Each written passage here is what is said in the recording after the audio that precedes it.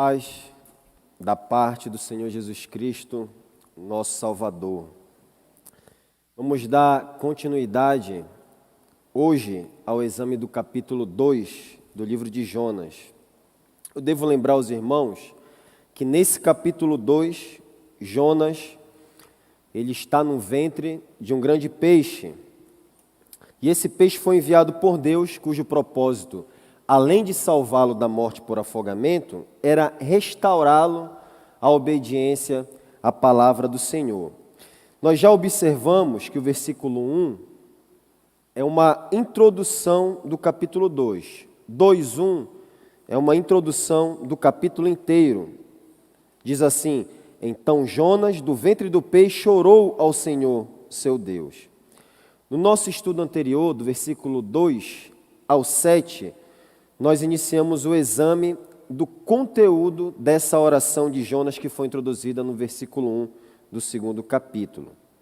E qual o conteúdo dessa oração? Esse conteúdo dessa oração é resumido no versículo 2 em 3 assuntos. E quais são esses 3 assuntos que estão contidos no versículo 2? Jonas, ele estava no ventre do peixe, consciente do grande livramento que ele recebeu ali naquela ocasião, e ele elevou uma oração a Deus, na qual reconhece primeiramente que estava à beira da morte, em agonia física e mental. Nós acompanhamos isso. Jonas estava ali completamente sem esperança, afundando lentamente nas profundezas do oceano. Esse é o primeiro tema. Depois, Jonas nos diz que, embora ele estivesse nas profundezas do mar, sem oxigênio, engolindo água, lutando ali para sobreviver no oceano, ele orou a Deus interiormente em sua alma, em seu espírito. Estava ali sem oxigênio, se debatendo, mas a alma dele atingiu os céus em oração. E nessa oração ele clamou por libertação da morte. Em seguida, Jonas nos diz que Deus respondeu à sua oração. Ele diz várias vezes que Deus ouviu o clamor dele. E nós sabemos que a maneira que Deus respondeu à oração de Jonas foi enviando um grande peixe para engoli-lo enquanto ele se afogava. Por isso, a conclusão geral de Jonas, e esse é o terceiro tema dessa oração, conforme nós observamos ligeiramente no nosso estudo anterior, é que o crédito, o mérito da salvação é unicamente do Senhor. E hoje, em continuidade, nós iniciaremos o exame das conclusões particulares de Jonas depois dessa grande experiência de libertação. E essas conclusões estão registradas nos versículos 8 e 9 do segundo capítulo. Vamos aos versículos 8 e 9, portanto. Vou ler na versão Almeida, revista e atualizada.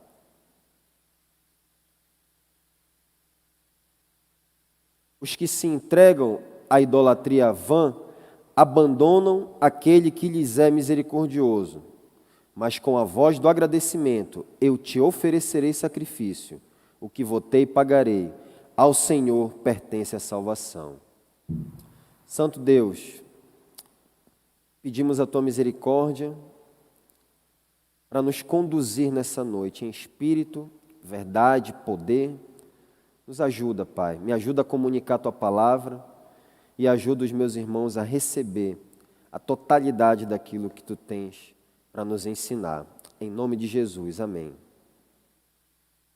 Então, as conclusões particulares de Jonas são 3, como eu disse. A primeira conclusão está no versículo 8, acompanhe na sua Bíblia. Os que se entregam à idolatria vã abandonam aquele que lhes é misericordioso. A segunda conclusão está na primeira parte do versículo 9.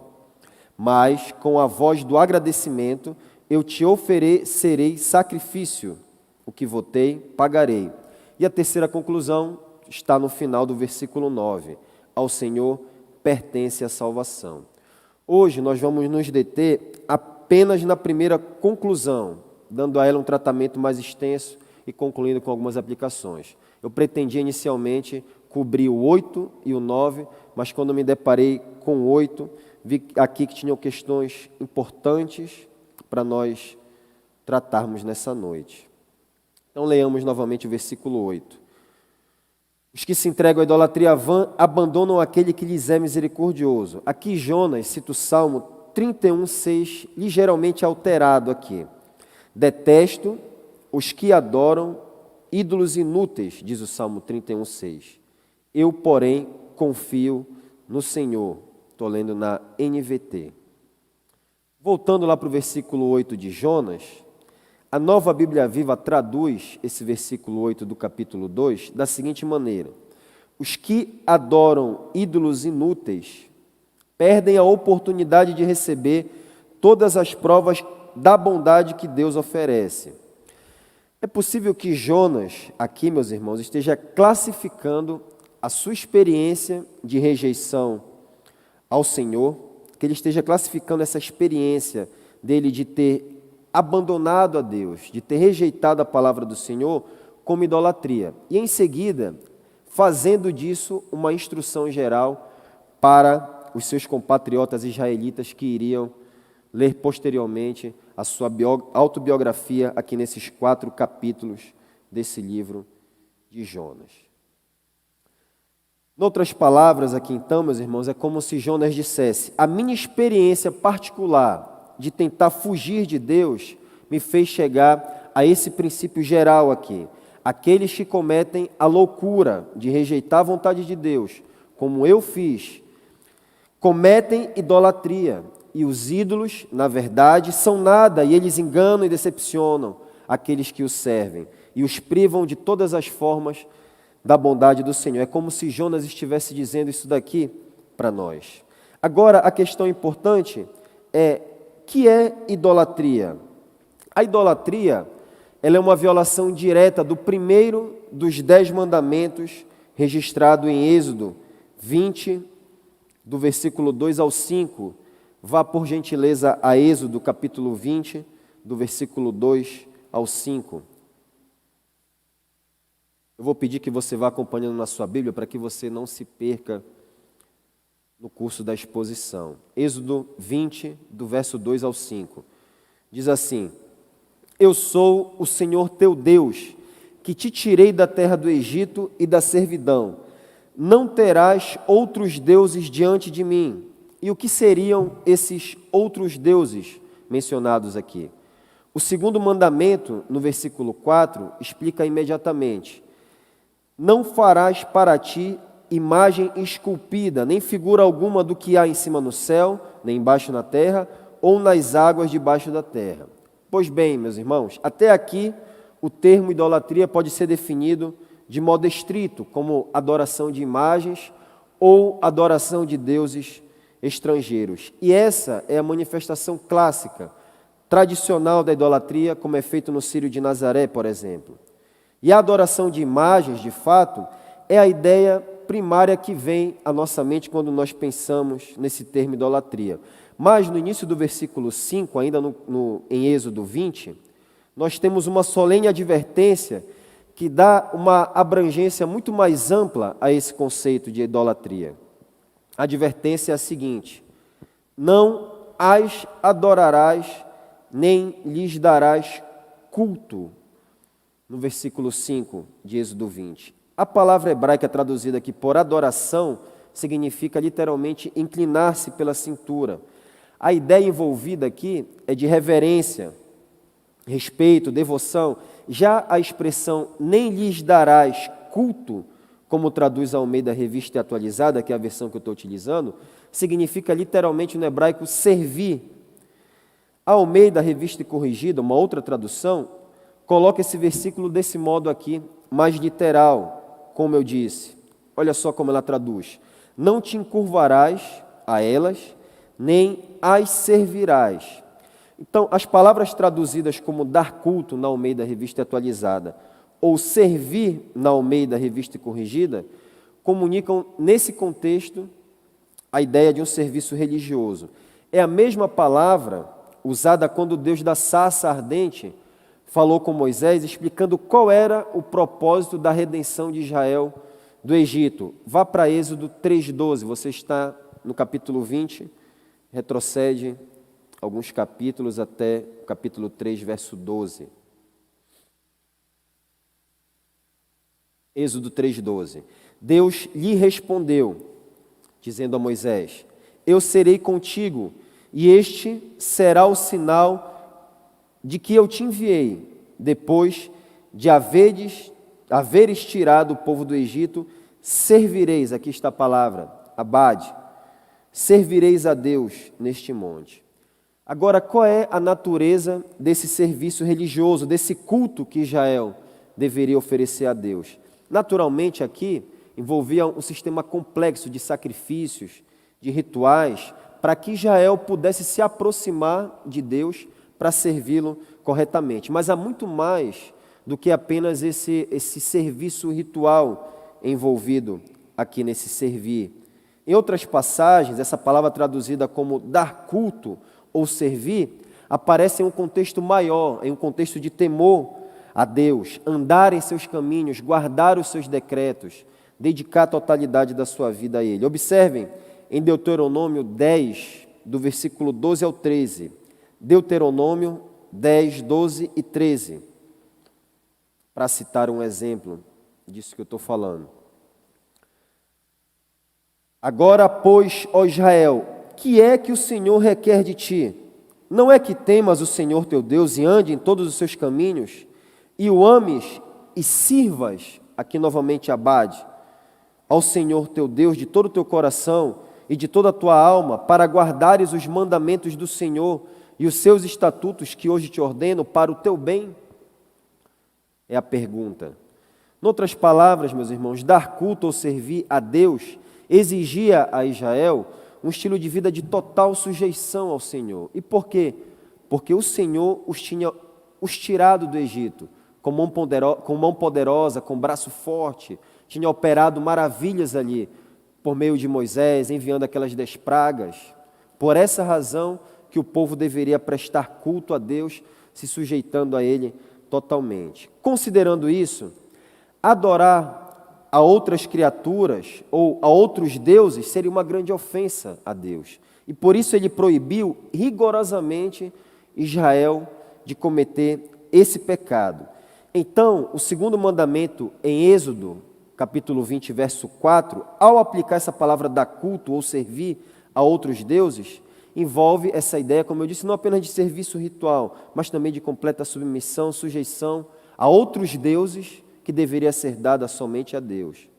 Então, quando nos é dito, por outro lado, em Êxodo 25, a continuidade do segundo mandamento, que não devemos adorar nem prestar culto, a idolatria está sendo definida aqui não apenas como adoração a imagens ou a deuses estrangeiros, mas como qualquer coisa, meus irmãos, as quais nós reverenciemos, honremos e nos sujeitemos completamente, não apenas a esculturas, ou aos astros, ou à natureza, ou aos deuses mitológicos, mas a tudo, completamente tudo que há no mundo. Tudo no universo, tudo que Deus criou, pode ser um Deus para adorar e servir. E essa é uma inclinação universal de todos os homens. Todos os homens têm essa inclinação para adorar alguma coisa. O homem natural, no entanto, adora a criatura ao invés do Criador. Paulo diz em Romanos 1,25, fazendo referência ao segundo mandamento: adoraram, no caso aqui os gentios, e serviram coisas que Deus criou em lugar do Criador, que é digno de louvor eterno. Amém. Portanto, na nossa definição de idolatria até aqui, nós podemos dizer que ela tem duas dimensões, por assim dizer. A idolatria tem uma altura, que ela alcança todo o universo como objeto possível de adoração. Tem também uma largura que alcança toda a humanidade caída, sem exceção, mas há ainda uma terceira dimensão que envolve a sua profundidade. Embora ainda exista a adoração clássica a ídolos, há um nível profundo da idolatria, que ocorre no coração e na alma do homem, sem necessariamente essa idolatria ser exteriorizada.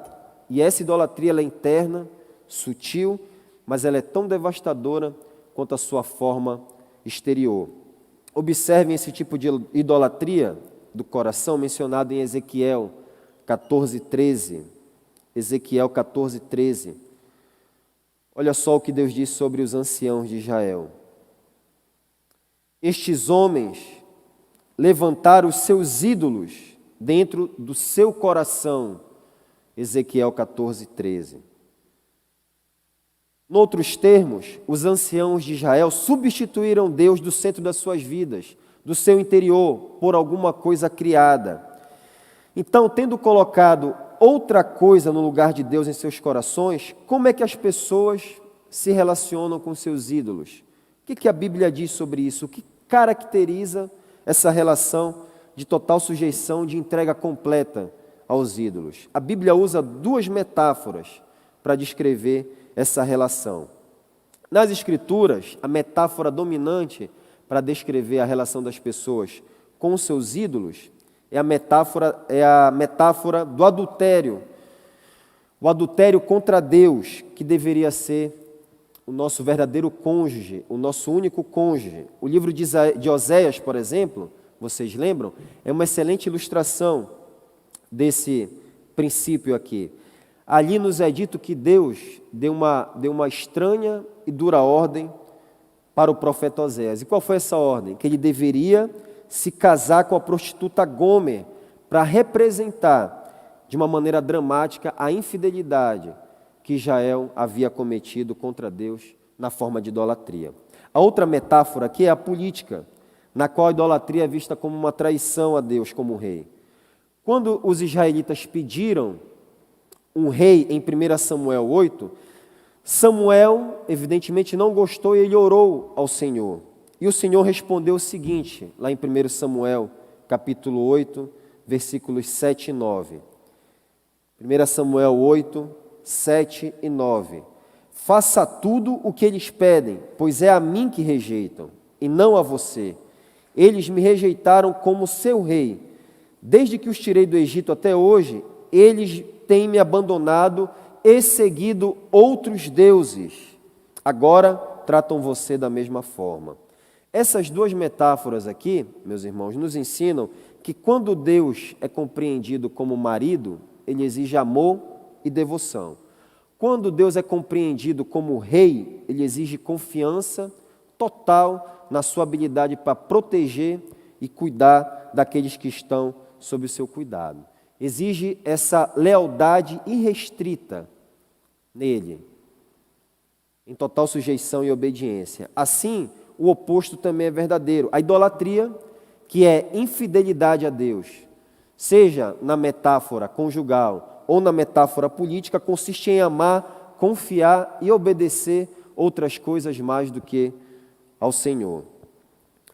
Pois bem, se Jonas tinha em mente aqui sua própria experiência idolátrica, quando dá uma instrução geral sobre idolatria no versículo 8 do capítulo 2, então quem era o ídolo de Jonas? Nós perguntamos.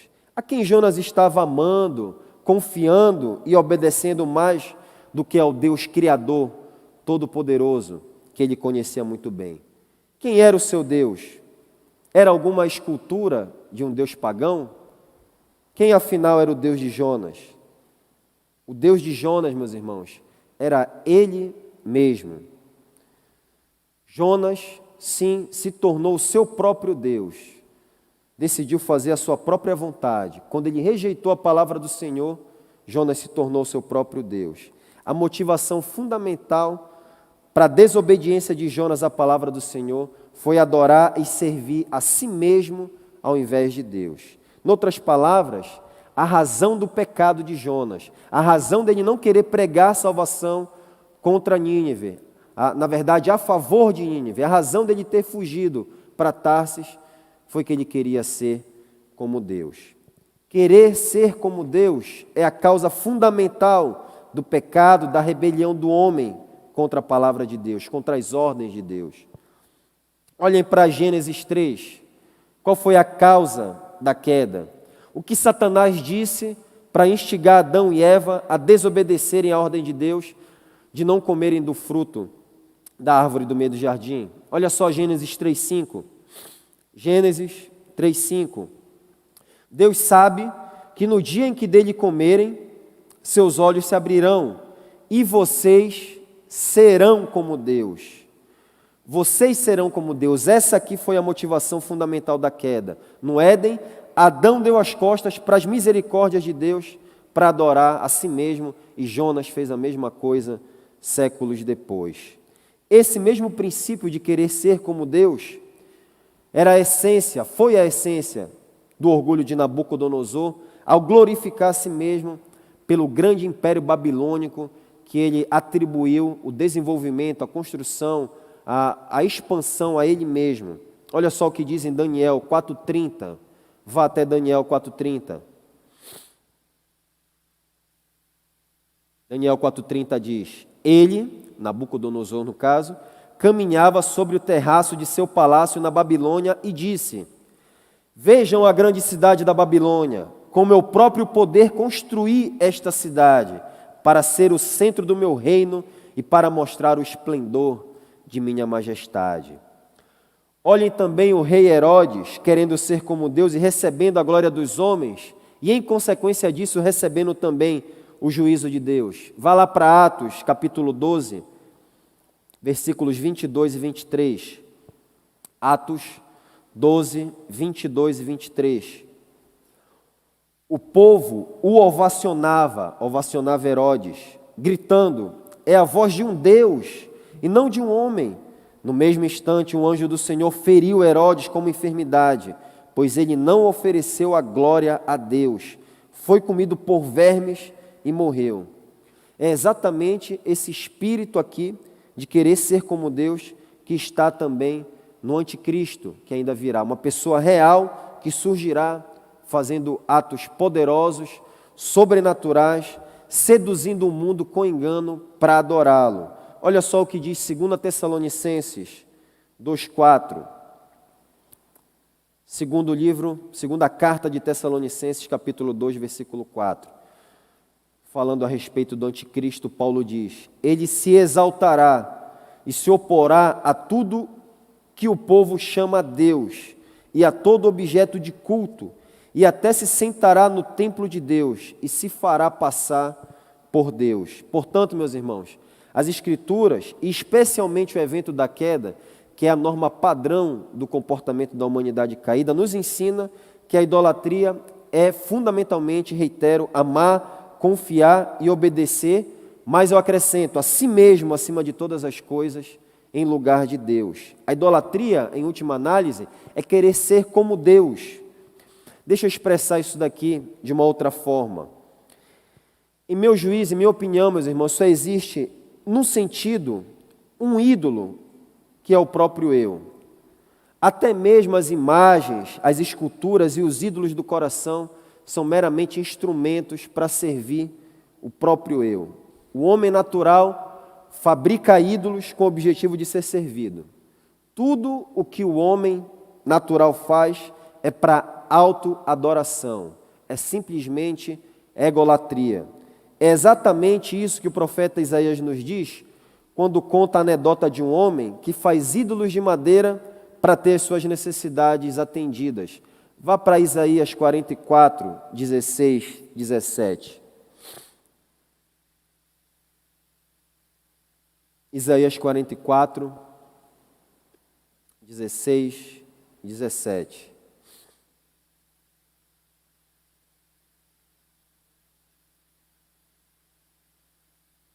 Eu acrescento aqui no início, para melhor compreensão. Ele, o homem de quem Isaías está falando nessa anedota, queima parte da árvore para assar carne, come e se mantém aquecido. Que fogo bom, diz, já não sinto frio. Então, pega o que resta e faz seu Deus, um ídolo esculpido, curva-se diante dele e o adora. Ora a ele e diz: livra-me, pois tu és o meu Deus. Em outras palavras, é como se esse homem dissesse: atende às minhas necessidades, pois tu és o Deus que eu criei para o propósito de me servir. Isso é bastante revelador, meus irmãos, porque no final das contas, as pessoas querem servir a si mesmas. O homem natural quer servir a si mesmo. Tudo que é criado, que é fabricado, é porque atende às necessidades das pessoas. E quando esse Deus que ela criou, ou ela encontra com Deus bíblico, e esse Deus começa a dar trabalho, a fazer exigências, a colocar sobre ela obrigações morais, o que ela faz? Ela abandona e cria um Deus segundo a sua própria imaginação.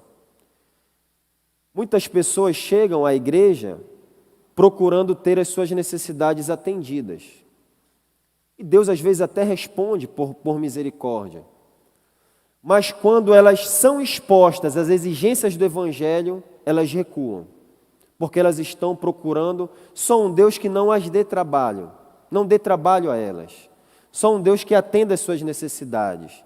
Porque a sua preocupação é somente em servir o eu, que é exatamente o caso desse homem aqui. Por isso, repito, em minha opinião, no final das contas, o ídolo maior ou ídolo último somos nós mesmos. Queremos ter as nossas necessidades atendidas. Todo o contexto aqui é de um homem que está confortável nessa anedota de Isaías, fazendo as coisas para atender às suas necessidades. E ele faz um Deus e diz: atenda aos meus pedidos, aos meus anseios. Então, meus irmãos, há um sentido em que Jonas amava, confiava e servia a Deus somente até o momento que seus interesses eram preservados, atendidos. Mas quando os interesses de Jonas foram contrariados ao receber uma ordem de Deus para pregar a salvação a Nínive, o que foi que Jonas fez? Rejeitou a palavra do Senhor.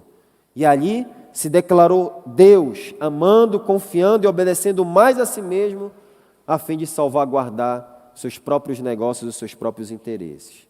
E quais eram os interesses de Jonas? Vocês lembram? Jonas queria preservar a nação de Israel do Império Assírio, cuja capital era Nínive, era a cidade mais importante do planeta naquela época. E os assírios representavam uma ameaça política a Israel. E não só uma ameaça política, mas uma ameaça também à religião de Israel. A Síria era o povo mais poderoso e cruel do planeta.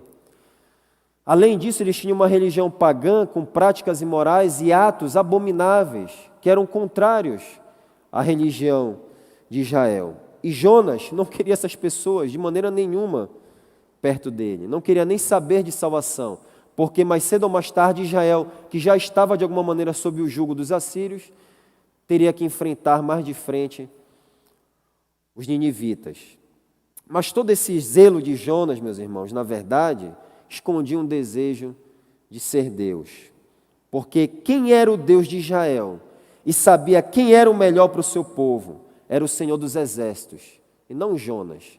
Era Deus quem iria cuidar de Israel e julgar os assírios pelos pecados dele, da maneira que Deus bem entendesse, porque ele diz: eu terei misericórdia de quem eu quiser ter misericórdia, em Romanos 9. Era Deus quem ia fazer isso, e não Jonas. Jonas estava agindo naquela ocasião como o Deus de Israel. Só que Jonas estava interessado somente em Israel, mas o Senhor é o Rei das nações, meus irmãos. E Jonas estava evitando aquela realidade. E Deus teve que dar uma dura lição em Jonas. Deus teve que abatê-lo nas profundezas do oceano, mostrar que ele estava querendo ser Deus, mas que não podia sequer salvar a si mesmo naquela situação em que ele estava se afogando. Só assim, meus irmãos, Jonas, apoiado em sua própria experiência, poderia concluir dizendo o que nós lemos no versículo 8. Os que se entregam à idolatria vã abandonam aquele que lhes é misericordioso.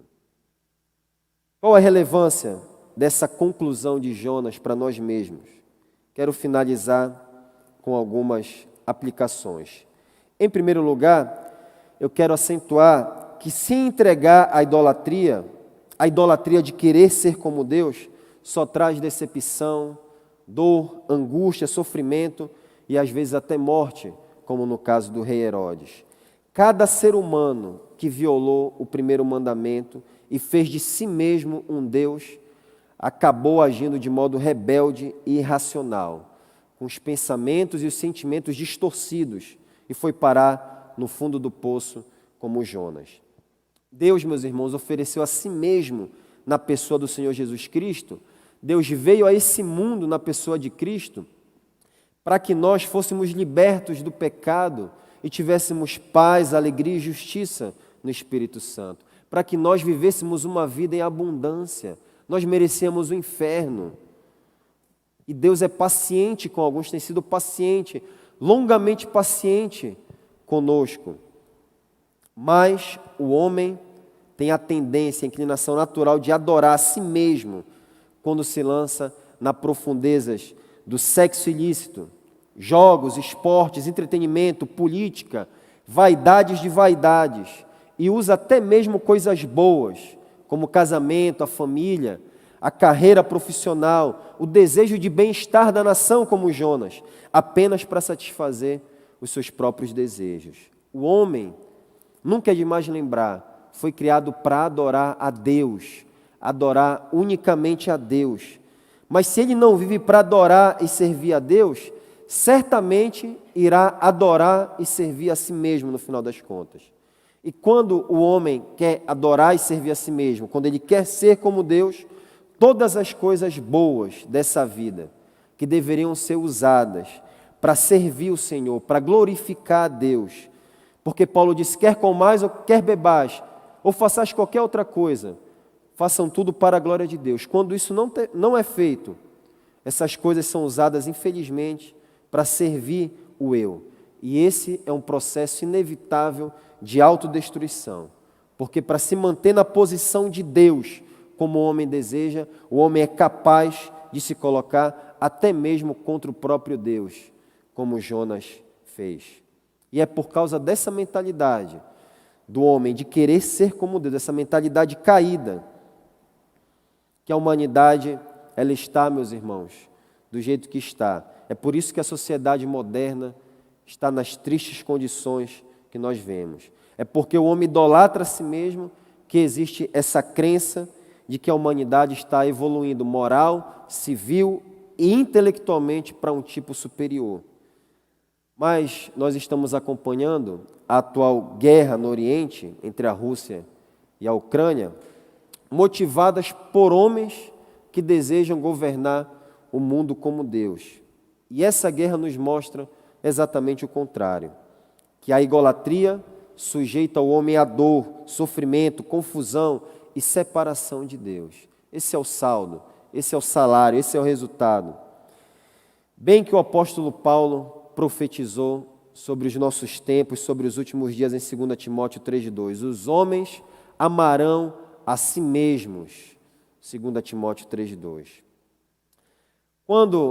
Queria citar aqui como ilustração, meus irmãos, quando o filósofo existencialista ateu Friedrich Nietzsche disse Deus está morto, ele expressou muito bem a mentalidade presente dessa época, que cria os seus próprios valores e rejeita a Deus e os valores morais do cristianismo. Contudo, Nietzsche, que nasceu no lar luterano, também representa perfeitamente todos aqueles que querem se colocar no lugar de Deus. Nietzsche passou os seus últimos 11 anos em um sanatório, submetendo-se a tratamento por insanidade incurável, ao que parece causada por uma grave infecção no cérebro. E durante esse período, esse filósofo sofreu tanto devaneio, tanta confusão mental, que ele se identificava com Jesus Cristo a ponto de assinar as suas cartas como o crucificado. Assim, meus irmãos, todos os que quiserem subir às alturas e sentar-se no trono de Deus serão, sem exceção, lançados abaixo, como Deus fez com Satanás, Adão, Nabucodonosor, Herodes e Nietzsche. Embora, em sua misericórdia e graça, Deus possa trazer alguns desses rebeldes, alguns desses idólatras das profundezas, como ele fez com Jonas. A essa altura, quero perguntar a você, para quem você realmente vive? Quem você realmente ama? Que preceitos você realmente obedece? O que orienta a sua vida? Quais são os valores que orientam a sua vida? Você gasta seu tempo, energia, recursos para fazer a vontade de Deus ou para satisfazer os seus próprios desejos? Esse é um excelente teste. é uma excelente maneira, um excelente elemento de prova para você avaliar. Verifique onde você tem gastado mais a sua energia, tempo e recursos, e você saberá quem é o seu Deus. Você tenta se salvar por meio de sua moralidade, da sua posição, do seu dinheiro, ou confia em Deus e na provisão que Ele mesmo fez no Senhor Jesus Cristo? Você, porventura, uma outra pergunta, tem usado coisas e pessoas, perseguido coisas e pessoas e as usado como ferramenta para satisfazer os seus desejos egoístas, enquanto você se assenta no trono como um Deus querendo ser servido? No que você confia para a sua própria salvação? O que você está buscando? O que te deixa realmente feliz, meu irmão?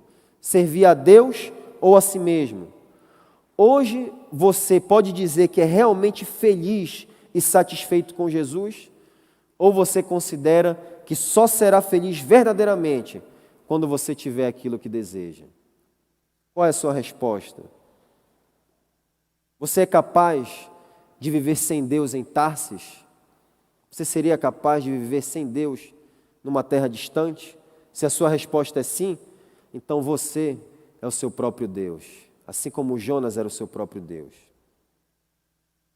Em segundo lugar, eu quero considerar como nos livrar da idolatria do eu, da mentalidade de querer ser como Deus. O Evangelho, meus irmãos, nos coloca diante da seguinte questão: quem é o seu Senhor? O Evangelho, de ponta a ponta, nos pressiona a realidade de que Cristo é Senhor. E sempre isso é colocado diante de nós: quem é o seu Deus? Você está confiando em quem para a sua própria salvação? Quem está no centro do seu coração? Você está totalmente rendido para fazer a vontade de quem? Você não pode servir a dois senhores, diz o Evangelho, pois odiará um e amará outro, ou se dedicará a um e desprezará o outro, disse o Senhor Jesus. Vocês não podem ser, ao mesmo tempo, junto com Jesus, Senhor da sua vida. Você não pode adorar a si mesmo e a Jesus ao mesmo tempo. É por isso que Jesus disse coisas como: negue-se a si mesmo. E também, se alguém vem a mim e ama seu pai, sua mãe, sua mulher, seus filhos, seus irmãos e irmãs, e até a sua própria vida mais do que a mim, não pode ser o meu discípulo. Lucas 14, 26. Quando você se arrepender de querer ser Deus e curvar-se com fé diante do trono do Rei Jesus e adorá-lo como Deus e servir, dedicar toda a sua vida, entregar a sua vida totalmente a Ele, você começará a ter mais prazer em obedecer a sua palavra do que aos seus próprios desejos e opiniões. E assim você vai estar no caminho da libertação. Somente o Senhor Jesus Cristo, meus irmãos, somente o Senhor Jesus Cristo como centro do nosso coração, como centro da nossa existência, como Senhor da nossa vida, é a cura para a idolatria. Que a trágica experiência de Jonas, transformada numa instrução para todas as gerações, inclusive a nossa, sejam sempre conservadas em nosso coração. Os que se entregam à idolatria vã abandonam aquele que lhes é misericordioso. Vamos orar. Pai, obrigado, Senhor, pela Tua palavra. Sonda os nossos corações, prova-nos, vê se há em nós algum caminho mau e guia-nos pelo caminho eterno. Livra-nos de querer usurpar o Teu lugar ao dirigir a nossa vida. Dirigirmos a nós mesmos só leva à destruição. Abate-nos se for necessário, mas não nos entregue aos nossos próprios desejos. Em nome de Jesus, amém.